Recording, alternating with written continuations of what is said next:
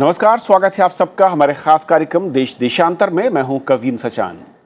शुक्रवार को supreme court ने कहा कि देश में समान नागरिक आचार संहिता यानी कि यूनिफॉर्म सिविल कोड लागू करने के लिए अभी तक कारगर प्रयास नहीं किए गए हैं।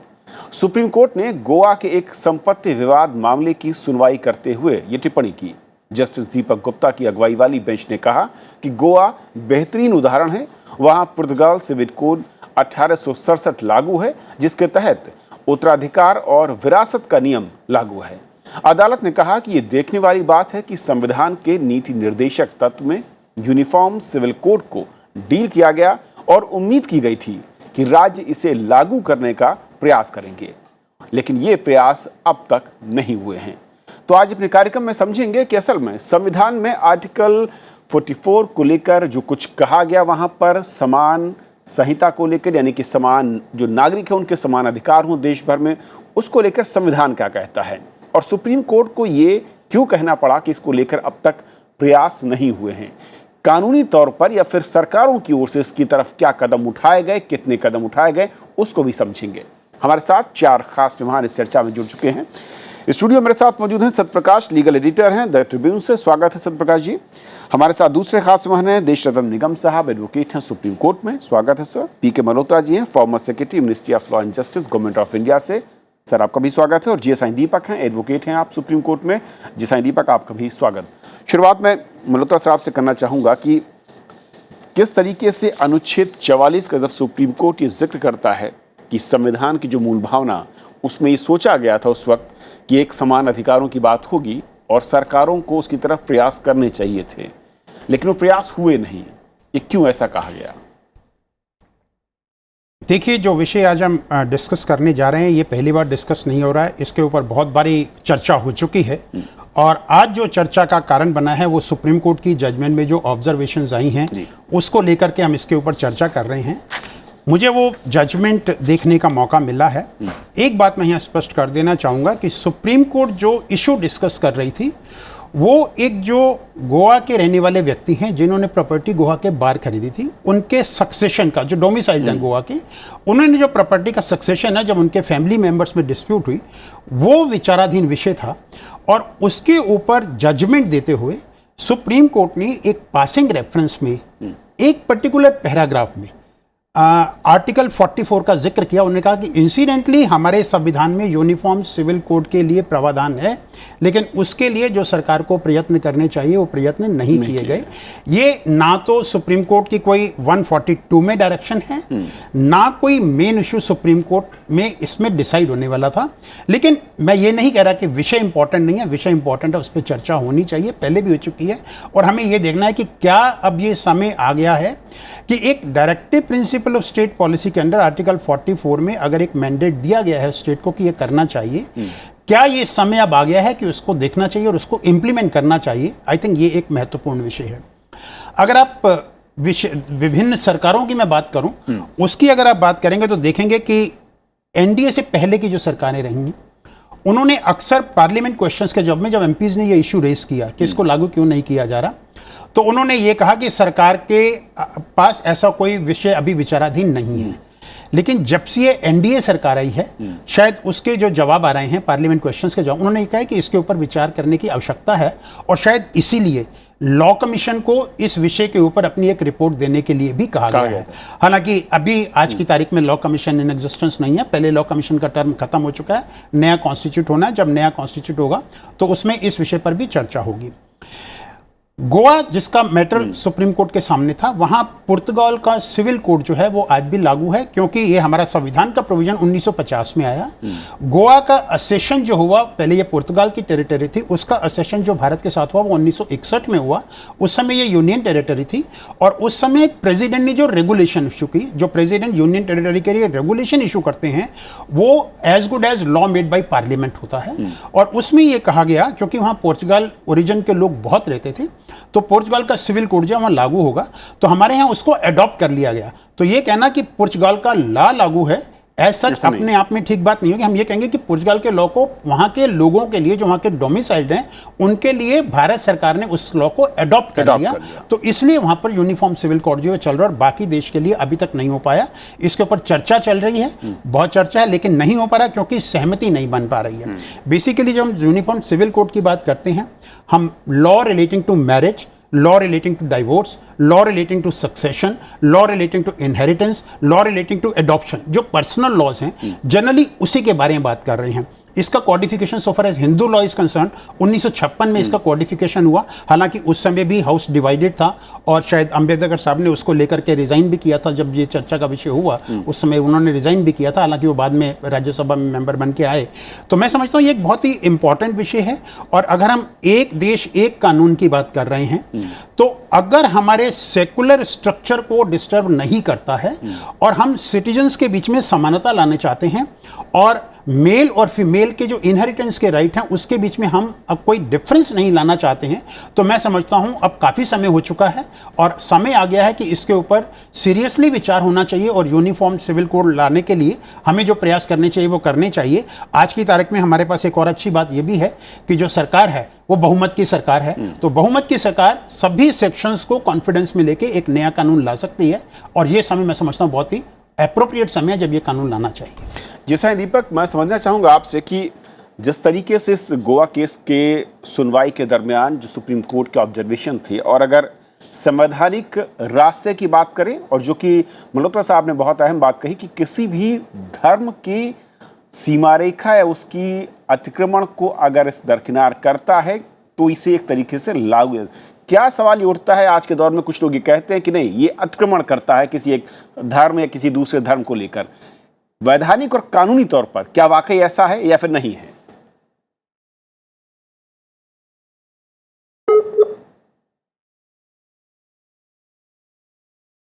चलिए, शायद उन तक आवाज नहीं जा रही। सर, मेरा सवाल आपसे निगम साहब यही है कि वैधानिक और कानूनी, संवैधानिक और कानूनी तौर पर क्या ये इस जो एक शर्त है उसको पूरी कर रहा है, या कुछ लोगों की जो दलील है कि नहीं ये कहीं अतिक्रमण करता है उनके अधिकारों को लेकर धार्मिक तौर पर? देखिए, जो मूलभूत अधिकार दिए गए हैं वो है जैसे आपका 25 से 28 अनुच्छेद 25 से 28 के बीच में जो धार्मिक स्वतंत्रता की बात करता है, लेकिन साथ में आपके अनुच्छेद 14, 15 और 21 भी हैं जो समानता की बात करते हैं और ज़िंदगी, सही ज़िंदगी जीने की आपको जो राइट टू लाइफ जिसको आप बोलते हैं। देखिए, जो directive principle of state policy है वो फंडामेंटल राइट के ऊपर हो सकता है अगर 14, 15 और 21 का उल्लंघन होता है।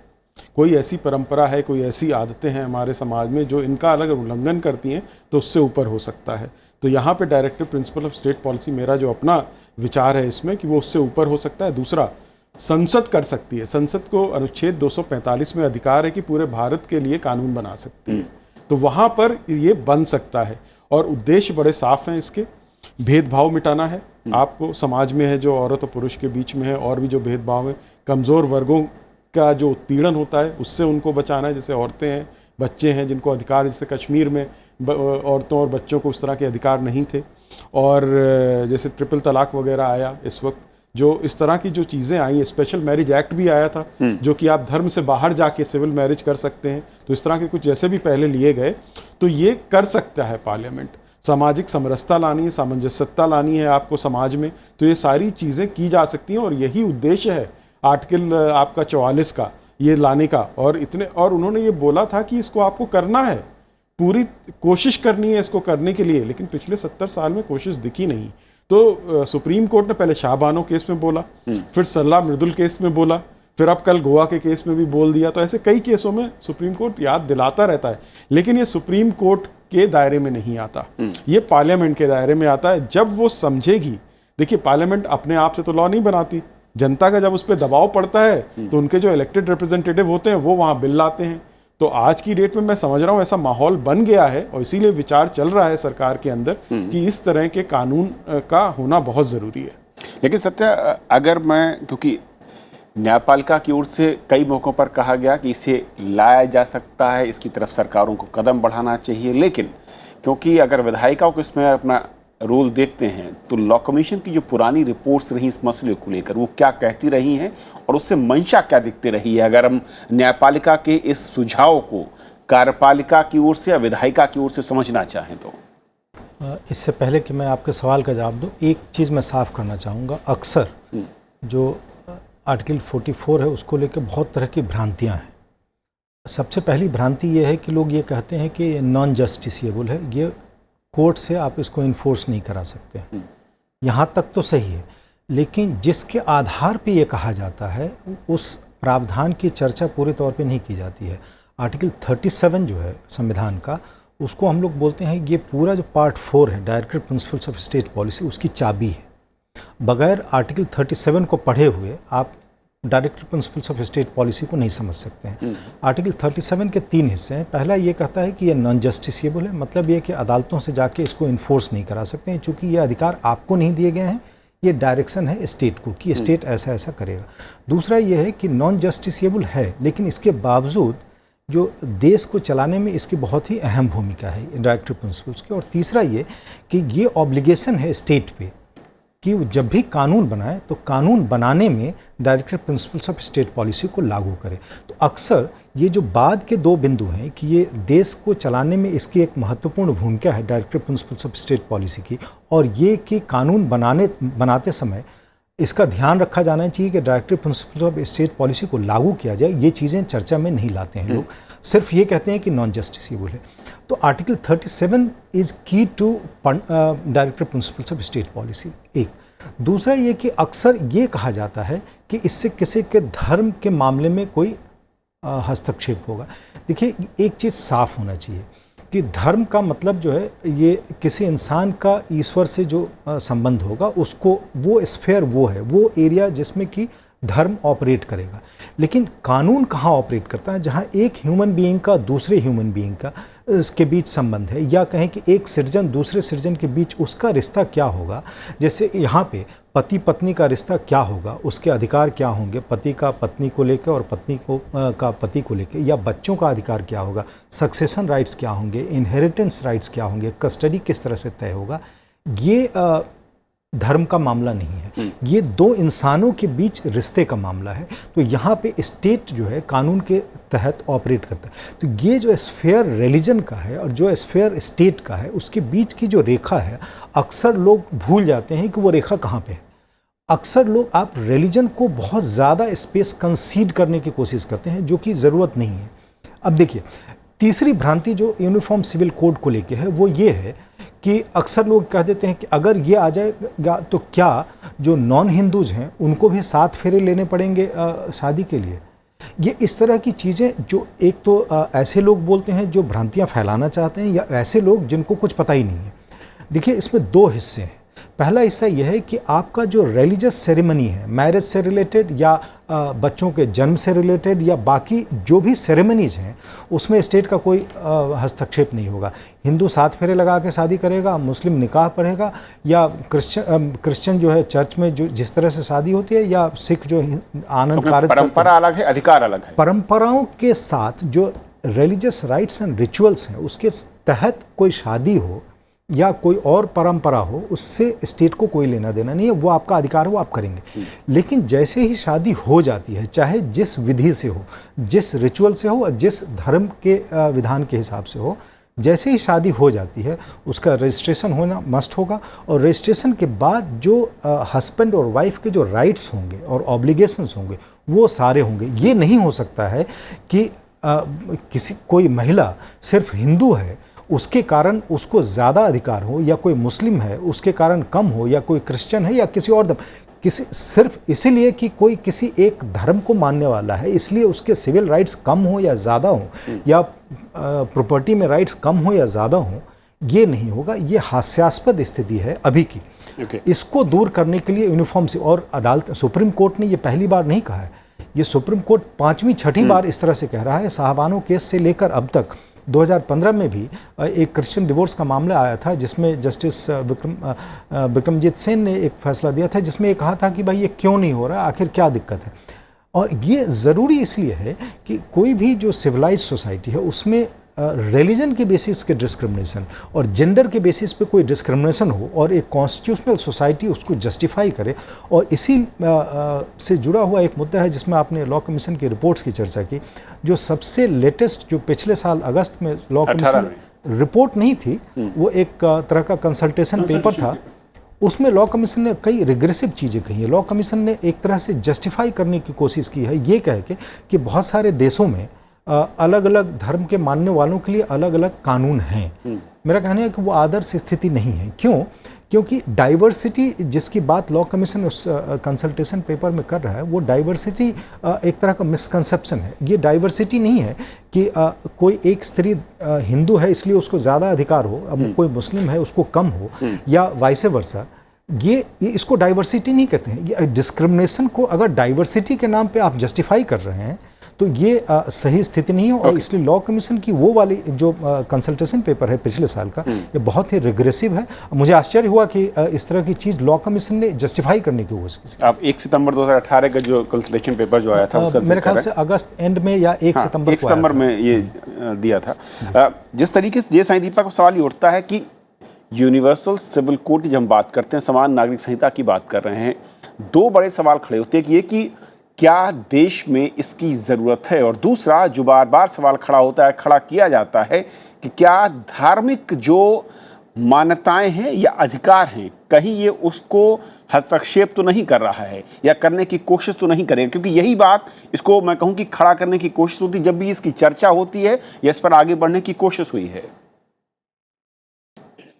देखिए, मैं सबसे पहले अपने पोजीशन को थोड़ा क्लियर कर देना चाहता हूँ।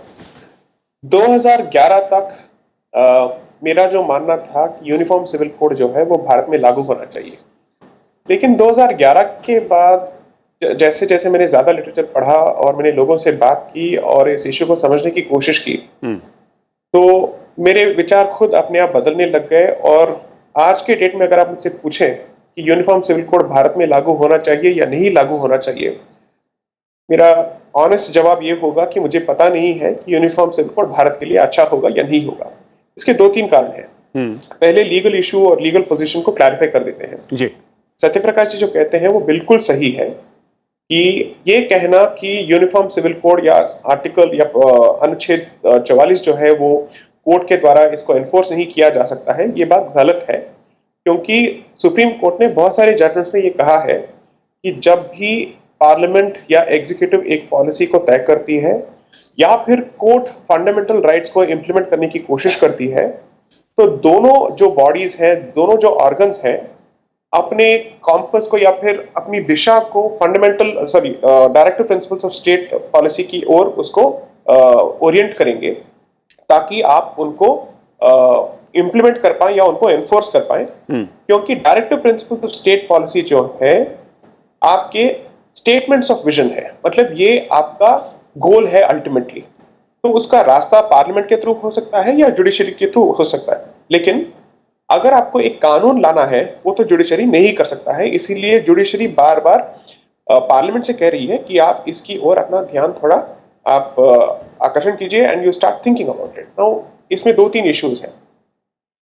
ये कहना कि धर्म जो है वो सिर्फ एक मनुष्य और भगवान के बीच या फिर किसी सुप्रीम डेटी के बीच का रिश्ता है और उसका अधिकार या परंपरा या फिर शादी या सक्सेशन से कोई लेना देना नहीं है, ये एक स्पिरिचुअल बात हो गई। लेकिन अगर आप प्रैक्टिस में देखेंगे, हर रिलीजन का जो पहलू होता है वो स्पिरिचुअलिटी से बाहर भी होता है और वो सक्सेशन को इम्पैक्ट करता है, मैरिज को इम्पैक्ट करता है। वो सिर्फ विधि के बारे में नहीं कहता है, वो अधिकारों की भी बात करता है। हिंदू लॉ हो या मुस्लिम लॉ हो, इस्लामिक ज्यूरिस्प्रूडेंस हो या क्रिश्चियन ज्यूरिस्प्रूडेंस हो, वो रिलीजन के बाहर या धर्म या परंपरा के बाहर जाता है और इन सारे मुद्दों को वो इम्पैक्ट करता है। ओके। इसीलिए जब आप ये कहते हैं कि हम आपकी विधियों के ऊपर कोई असर नहीं करेंगे लेकिन जो अधिकार हैं उन पे तो कुछ ना कुछ असर होगा, तब हर कम्युनिटी के लोग जो हैं वो सोचने लग जाते हैं कि ये जो हमारी जीवन शैली है इसको ये बदल देगी और हमें कितना कंसेशन देना पड़ेगा।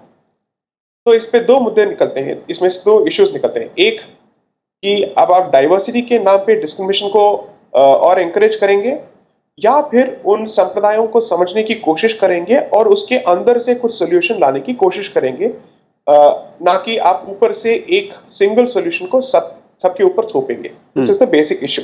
नाउ इस पे एक छोटी सी बात जानने की जरूरत है कि जब पंडित नेहरू ने 55 और 56 में जब ये हिंदू लॉज उन्होंने कोडिफाई किए थे, उन्होंने जो काम किया था वो ऑलमोस्ट फैशिस्ट ही माना जाना चाहिए, क्योंकि उन्होंने हिंदू समुदाय से कोई बातचीत नहीं की थी और उनको जो सही लगा उन्होंने उसको पुश कर दिया, क्योंकि वो मेजॉरिटी में थे और नेहरू को अपोज करने वाला कोई था नहीं उस टाइम पे। हिंदू कम्युनिटी की जितने भी पद्धतियां थी, विधियां थी या परंपराएं थी, उनको एक ही झटके में उन्होंने रिप्लेस कर दिया हिंदू कोड के नाम पे। 4-5 लेजिस्लेशंस को उन्होंने इनैक्ट कर दिया था। जो एक समुदाय के साथ हो सकता है वो दूसरे समुदाय के साथ भी हो सकता है, लेकिन जो एक के साथ हुआ है वो क्या दूसरे के साथ होना चाहिए?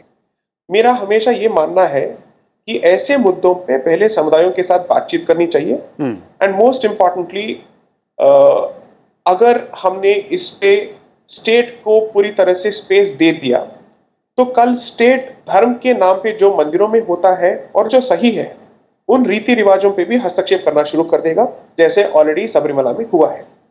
इन सारे मुद्दों को पूरी तरह से सेपरेट करना या आइसोलेट करना बिल्कुल ही मुश्किल इसलिए है क्योंकि धर्म का जो स्टैंप है इन सारे मुद्दों पे लगा हुआ है, चाहे वो मंदिर के मुद्दे पे हो या शादी के मुद्दे पे हो या फिर सक्सेशन के मुद्दे पे हो।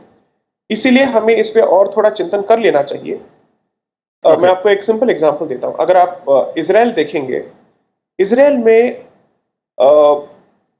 थोड़े बेसिक इश्यूज पे कॉमन लॉज है, लेकिन जब पर्सनल लॉज की बात आती है तब मुसलमानों के लिए शरिया कोर्ट्स होता है, जूस के लिए अलग से कोर्ट्स होता है, क्रिश्चियंस के लिए अलग कोर्ट्स होता है, द्रूजेस के लिए अलग कोर्ट्स होता है। अगर भारत में आपने एक यूनिफॉर्म सिविल कोड की बात शुरू की तो सवाल ये उठेगा हर कम्युनिटी के मन में कि किसको ज्यादा कंसेशन देना पड़ेगा। हिंदू से पूछेंगे तो वो कहेगा कि हमें ने तो हमेशा कंसेशन दिया है। अगर आप मुसलमान से पूछेंगे तो वो कहेंगे नहीं नहीं, ये तो हमारा दीन है, हम इस पे कोई कंसेशन नहीं दे सकते हैं। क्रिश्चियन से कहेंगे तो वो कहेंगे नहीं, ये माइनॉरिटी प्रोसिक्यूशन हो जाएगा। अगर आप इन सब से बात करेंगे तो अलग अलग आपको पहलू मिलेंगे, क्योंकि सबका डर ये होगा कि यूनिफॉर्म सिविल कोड के नाम पे किसको कितना कंसेशन देना पड़ेगा और इसके कॉम्प्रोमाइज के बेसिस पे या who is going to pay the price for this? That is going to be the basic question. Okay, Deepak साहब, मैं लौटता हूँ आपके पास। एक मैं छोटा सा एडिशन चाहूँगा मल्होत्रा सर।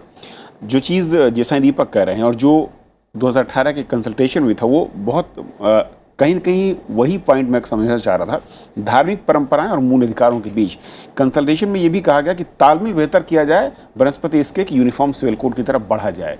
नुकसान क्या है अगर नहीं बढ़ते हैं और फ़ायदा क्या है अगर बढ़ा जाए?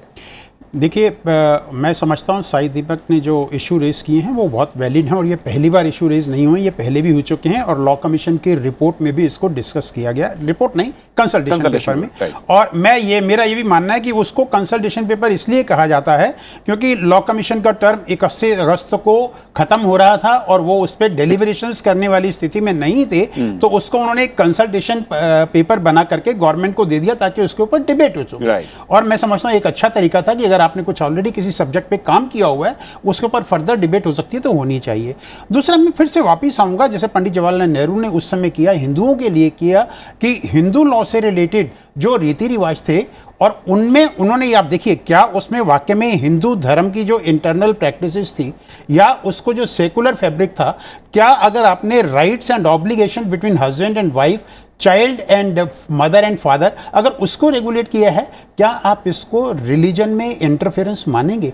अगर आप सिर्फ उसी स्टेज तक बाकी धर्मों में भी लेके आते हैं जहां ह्यूमन रिलेशंस को आप रेगुलेट कर रहे हैं और उसके लिए सभी धर्मों में सिटीजन्स के बीच में, क्योंकि वो इस देश के नागरिक हैं, उन नागरिकों के बीच में उनके अधिकारों को लेकर के समानता लेके आते हैं, तो मैं समझता हूँ एक नई परिभाषा होगी।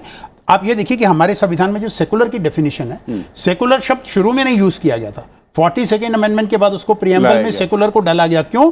क्योंकि हमने कुछ रिलीजियस प्रैक्टिसेस को अपने संविधान के अंदर प्रोटेक्ट किया।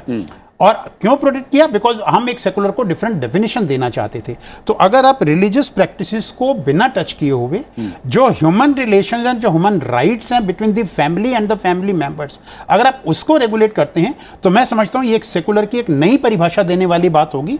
और प्लुरलिटी की जो बात आप कह रहे हो, मैं समझता हूं वो भी एक पॉसिबल व्यू है। उसको आप ये नहीं कह सकते पॉसिबल व्यू नहीं है, वो भी एक पॉसिबल व्यू है, उस पर भी विचार करना चाहिए। और अगर प्लुरैलिटी को रखते हुए भी हम सेकुलर फैब्रिक को मेंटेन कर सकते हैं तो हमें उस पर भी विचार करके एक कानून बनाने की बात करनी चाहिए। निगम साहब, बहुत संक्षिप्त वक्त का मैं चाहूँगा एक एक रिएक्शन आप तीनों का एक बार फिर से। जो बेसिक सवाल खड़ा होता है कि जिस तरीके से सुप्रीम कोर्ट ज़रूरत देश में अलग अलग धर्मों के लिहाज से जो मौलिक अधिकार या धर्मों के बीच की जो सीमा रेखा उसके दायरे में रहकर बेस्ट ऑप्शन है क्या विकल्प के तौर पर? देखिए, इसमें पहले जैसे गौ हत्या थी, वो भी directive principle of state policy में बहुत सारे कानून बने और राज्यों ने कानून बनाए और उसके वक्त पे रोक लगाई और उस पर सज़ा भी दी गई। तो ऐसा नहीं कि नहीं बनते कानून बनते हैं, उनको एनफोर्स भी किया जा सकता है।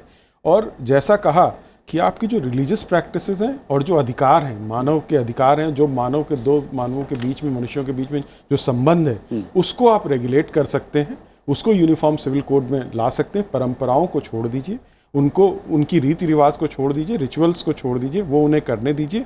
ये आप तलाक ले लीजिए, शादी ले लीजिए, विरासत की उत्तराधिकार की चीज़ें ले लीजिए, कस्टडी ले लीजिए, मेंटेनेंस ले लीजिए, इन सब पे आप एक कॉमन लॉ बना सकते हैं क्योंकि ये मानव अधिकार से संबंधित है। ओके सत्या, फ़ायदा क्या है? देखिए, फ़ायदा इससे बहुत सारे डिस्क्रिमिनेशंस ख़त्म हो जाएंगे।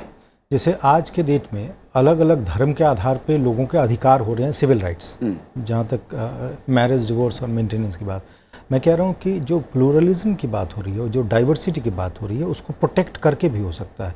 एक तो ये है कि जो राइट्स एंड रिचुअल्स हैं, मैरिज की सेरेमनी हो या बाकी बच्चे के जन्म के समय कोई सेरेमनी होती है या और भी सेरेमनीज, उसमें स्टेट नहीं पढ़ रहा है, वो आपका है।